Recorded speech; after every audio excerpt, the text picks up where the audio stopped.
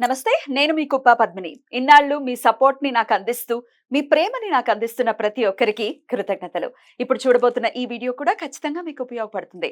Like, share and subscribe చేసి మీ ఇష్టాన్ని అలాగే మీ సపోర్ట్‌ని నాకందించండి. అలాగే ఈ వీడియో పట్ల మీ అభిప్రాయాన్ని కామెంట్ సెక్షన్‌లో కామెంట్ చేసి నాకు తెలియజేయండి. నమస్తే. నమస్తే. Welcome to our channel. నేను పద్మిని. ప్రస్తుతం మనతో పాటు ప్రముఖ ఆధ్యాత్మికవేత్త, ఆస్ట్రోన్యూమరాలజిస్ట్, వేదిక్ వాస్తు స్పెషలిస్ట్, శ్రీ విద్య మరియు హనుమత్ ఉపాసకులు బ్రహ్మశ్రీ డాక్టర్ శివయోగి సిస్లా జయశంకర్ గారు మనతో పాటు ఉన్నారు. మాట్లాడదాం.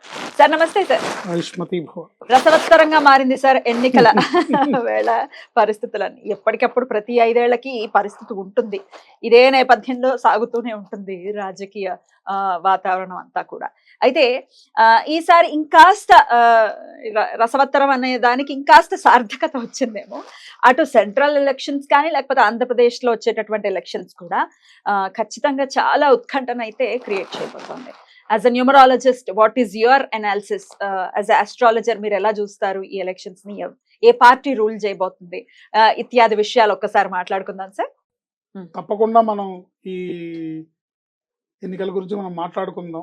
బట్ ఈ ఎక్స్క్లూజివ్లీ ఈ వీడియో మటుకు ప్రిడిక్షన్స్గా ఎవరు వస్తారు, ఎవరు గెలుస్తారు అనే ప్రేక్షక పాత్ర వహించకుండా ఒక పౌరుడిగా, బాధ్యతాయుతమైన భారతదేశ పౌరుడిగా మనం మాట్లాడుకుందాం. ప్రస్తుత రాజకీయాల్ని, ఈ రాజకీయ ముఖ చిత్రాన్ని కనుక గమనిస్తే దేశవ్యాప్తంగా కూడా ఈ ఎన్నికలు అనేది ప్రతి ఒక్కళ్ళకి చాలా కీలకమైన విషయంగా అయి కూర్చున్నాయి. ఖచ్చితంగా రాజకీయ పార్టీలకి, ఏ పార్టీకి ఆ పార్టీ ఈ ఎన్నికలు చాలా కీలకమైనవి. బీజేపీకి చూస్తే అక్కడ వాళ్ళు మళ్ళీ 3వసారి అధికారంలోకి రావడం, హిందుత్వానికి ఇప్పుడు గతంలో ఆ పార్టీ చేసిన, బీజేపీ చేసిన అభివృద్ధి పనులు కానివ్వండి, రామాలయ నిర్మాణం కానివ్వండి, ఏదైనా సరే భారతదేశ భవిష్యత్తుకి కీలకంగా మారనున్న ఈ ఎన్నికలు. వాళ్ళకి గెలుపు అనేది అవసరం. ఇప్పుడు 3వసారి అధికారం రావడం అనేది అవసరం. అట్లాగే చూస్తే ఇతర పార్టీలకు కూడా ఈసారి రాకపోతే ఇంకా మళ్ళీ భవిష్యత్తులో ఆ పార్టీల మనుగడ ఉంటుందో లేదో కూడా తెలియనటువంటి ప్రశ్నార్థకంగా మారేటటువంటి అంశంగా ఉంది. కాబట్టి ఎవరికి వాళ్ళకి కీలకమైంది. రాష్ట్రంలో కనుక చూసుకున్నట్టయితే ఏ పార్టీకి ఆ పార్టీ, ఒక పక్కన కూటమి అనుకోండి, తెలుగుదేశం, ఈ ఎన్నికలు వాళ్ళకి కీలకమైనవే. ఈ ఎన్నికల్లో గెలవకపోతే నెక్స్ట్ ఏంటనేది కూడా ప్రశ్నార్థకం. అట్లాగే అధికార పార్టీ జగన్మోహన్ రెడ్డి గారిని చూసుకుంటే వారికి కూడా ఈ ఎన్నికలు చాలా కీలకమైనవే, చాలా అత్యవసరం. ఈ తరంలో గెలుపు కోసమే ఆయన ఈ 5 ఏళ్ళు పనిచేసుకుంటూ వచ్చారు, ప్లాన్ చేసుకుంటూ వచ్చారు. కాబట్టి ఆయన అంత ధీమాగా ఉన్నారు. ఇకపోతే ఇటు జనసేన పవన్ కళ్యాణ్ గారిని చూసుకుంటే ఆయన రాజకీయాల్లోకి వచ్చి 10 ఏళ్ళు అయింది. సో ఇప్పటి వరకు తన ఎమ్మెల్యే స్థానమే తను గెలవలేదు అనే ఒక అపవాదుని ఆయన మోస్తూ అలాంటి ఘోరమైన పరాజయాన్ని ఆయన భుజాల మీద నిలబడి చేస్తున్నాడంటే ఒక బాధ్యత గల పౌరుడిగా, ప్రజల మీద ఉన్న ప్రేమతో, ప్రజల భవిష్యత్తు మీద ఉన్న భయంతో తాను కష్టపడి చేస్తున్నాడని చెప్పుకోక తప్పదు. ఇది విఘ్నత ఉన్న వాళ్ళకి ఎవరికైనా అర్థమవుతుంది అతను చేసే పని. ఆ కన్సిస్టెన్సీని ఖచ్చితంగా మెయింటైన్ చేస్తున్నారు. గెలుపోటములతో సంబంధం లేకుండా కేవలం తాను ప్రజల భవిష్యత్తే పరమావధిగా తను చేస్తున్నాడు.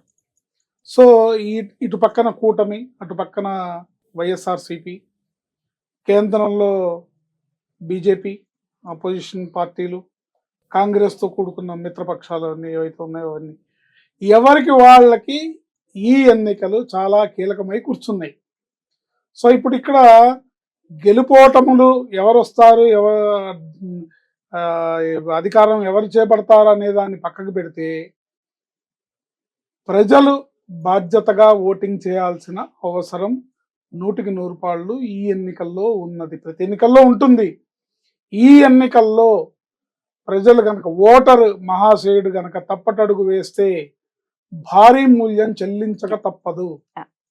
కనుక ఓటరు అనేవాడు కీలకం. మన భవిష్యత్తుని మనమే నిర్మించుకోవాలనుకునే ఉద్దేశంతో ఏర్పాటు చేసిన ప్రజాస్వామ్యంలో నిజమైన ప్రజాస్వామ్యాన్ని నిలబడాలంటే ఓటరు విఘ్నతతో వ్యవహరించాలి. ఏంటి చిన్న చిన్న తాయిలాలకు ఆశపడి భవిష్యత్తును అమ్ముకోకూడదు. ఒక పక్కనేమో ట్రెడిషనల్ రాజకీయాలు అంటే డబ్బుతో చేసే రాజకీయాలు, మరో పక్కన కొన్ని నిస్వార్థమైన రాజకీయాలు, నిస్వార్థమైన అంటే సాంప్రదాయపు పార్టీగా కాకుండా ఇప్పుడు పవన్ కళ్యాణ్ పార్టీ ఉందనుకోండి, డబ్బు లేదు వాళ్ళ దగ్గర, కష్టపడుతున్నారు, తిరుగుతున్నారు, చేస్తున్నారు. సో ఈ రకంగా చూసుకున్నట్టయితే ఈ ఎన్నికలు అనేది ఎవరికి వాళ్ళకి కీలకమైంది.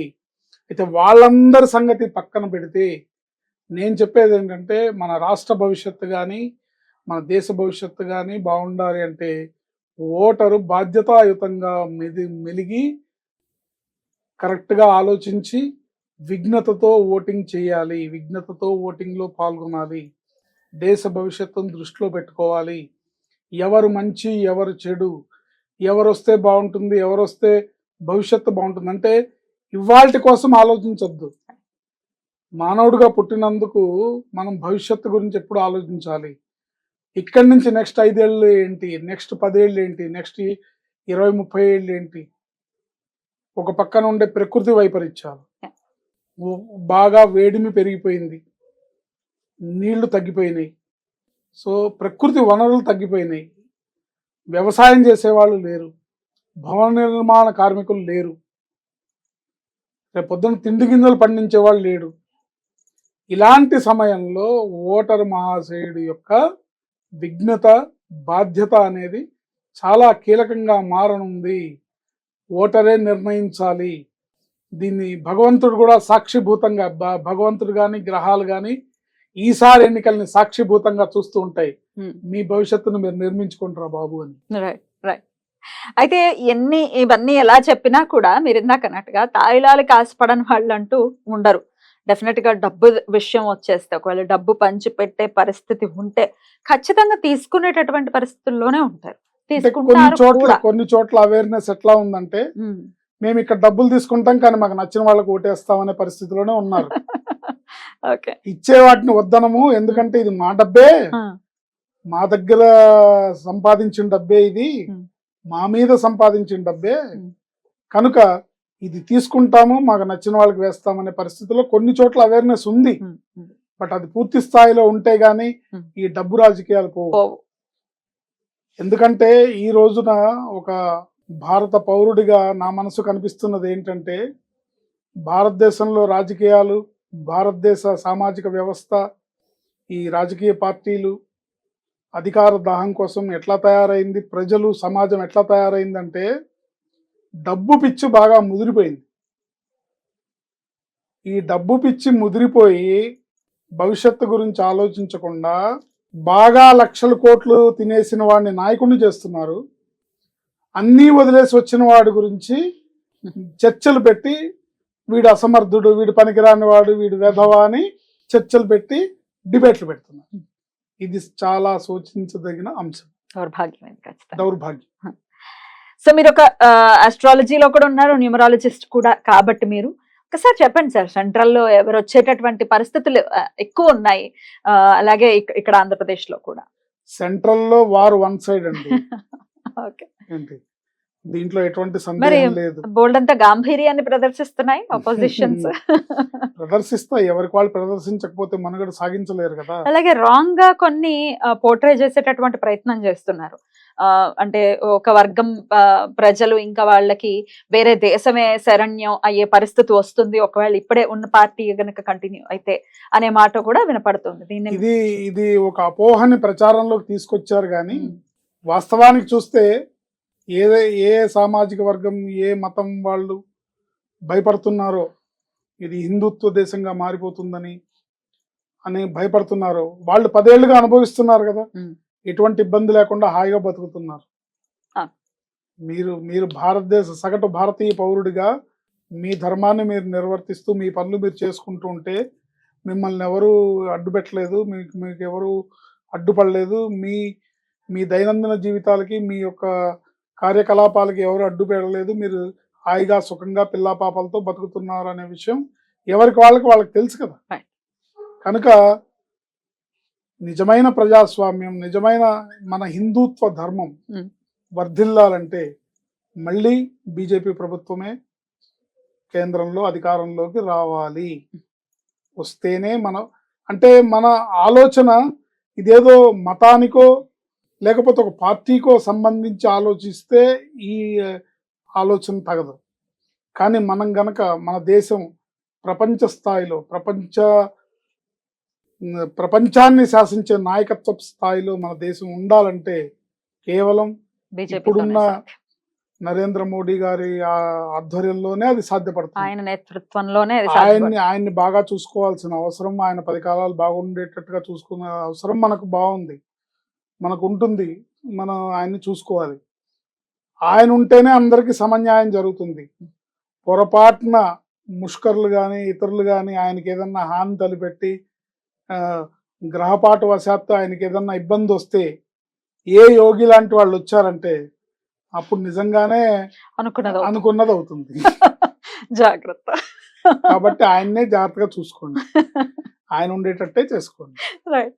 ఇక సెంట్రల్ అయితే వార్ వన్ సైడ్ అని చెప్తున్నారు, మరి ఆంధ్రప్రదేశ్ గురించి ఏం చెప్తారు? ఆంధ్రప్రదేశ్ లో చెప్తున్నాను కదండి, ఎవరికి వాళ్ళు ధీమాతో ఉన్నారు. ఇప్పుడు ఇటు కూటమి ప్రతి ఊర్లో రోడ్ షో చేస్తూ ప్రచారంలో పాల్గొంటే విపరీతమైన జనాలు, విపరీతమైన ఫాలోయింగ్ తోని ఎక్కడ చూసినా సరే మాదే విజయం అన్న ధీమాతో కూటమి ఉంది, మాదే విజయం అన్న ధీమాతో వైసీపీ కూడా ఉంది. సో ఇందులో కీలక పాత్ర వహించేది ఓటరు, ఆయనే వహించాలి. ఎందుకంటే ఈ ఎన్నికలు ఎవరికి వాళ్ళకి కీలకం. మనం ఇందాక అనుకున్నట్టుగా వైసీపీ వాళ్ళు మళ్ళీ రావాల్సిన అవసరం ఆ పార్టీకి ఉంది.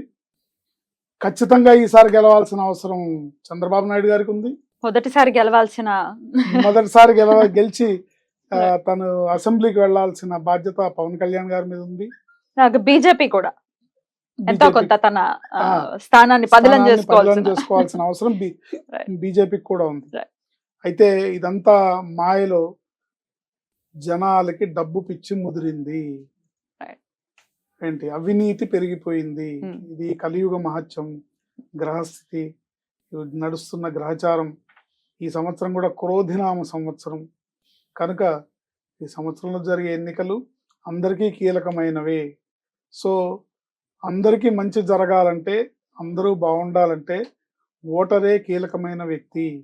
ఈ ఓటరు తనకి భగవంతుడిచ్చిన మేధస్సుతో, విచక్షణ జ్ఞానంతో ఆలోచించి ఓటు వేయాలి. ఎక్కడ ఓటు వేయాలి అనేది కరెక్ట్గా ఆలోచించి చేయాలి తప్ప ప్రలోభాలకి లొంగి, తాత్కాలిక ప్రయోజనాలకి లొంగి కనుక మీరు ఓటు వేస్తే దీని మూల్యము మీ పిల్లలు అనుభవించాల్సి వస్తుంది. ఎవరు అనుభవిస్తారండి? మీ పిల్లలే అనుభవిస్తారు. రైట్. ప్రెడిక్షన్ మరి ప్రిడిక్షన్ తప్పకుండా కూటమికి అవకాశాలు ఎక్కువ ఉన్నాయి. కూటమికి అవకాశాలు ఎక్కువ ఉన్నాయి. ఇది ఎట్లా ఉందంటే అండి, జాతకరీత్యా అధికార యోగం ఒకళ్ళకు ఉంది, కానీ బలము, ప్రజాదరణ, ప్రజల యొక్క అండదండలు ఒకవైపు ఉంది. Let's see. ఇది ఒక గేమ్ షో లాంటిది. ఈ ఎలక్షన్ అనేది ఒక గేమ్ షో లాంటిది. బట్ ఈ గేమ్ షో ప్రజల పాలిట లైఫ్ అండ్ డెత్ గేమ్. కాబట్టి బాధ్యతగా ఉండాలి, బాధ్యతతో ఓటింగ్ చేయాలి. అప్పుడే దేశము, సమాజము బాగుంటుంది, అందరం బాగుంటాము. దీంట్లో ప్రతి ఒక్కళ్ళు కూడా, ఇప్పుడు రాజకీయ నాయకులు అనుకోండి, పోలీస్ వ్యవస్థ అనుకోండి, మీడియా అనుకోండి, ఎవరైనా సరే వ్యాపార ప్రయోజనాలు, వ్యక్తిగత ప్రయోజనాలు, ఇతరత్ర ప్రయోజనాలను పక్కన పెట్టి మన అంతరాత్మతో మనం ఆలోచించి సమాజ శ్రేయస్సుకి, దేశ శ్రేయస్సుకి ఏది మంచిదో అది చేస్తే దేశం బాగుంటుంది, ప్రజలు బాగుంటారు అనేది నా ఉద్దేశం. బ్యూటిఫుల్ సార్, చాలా అద్భుతంగా తెలియజేశారు.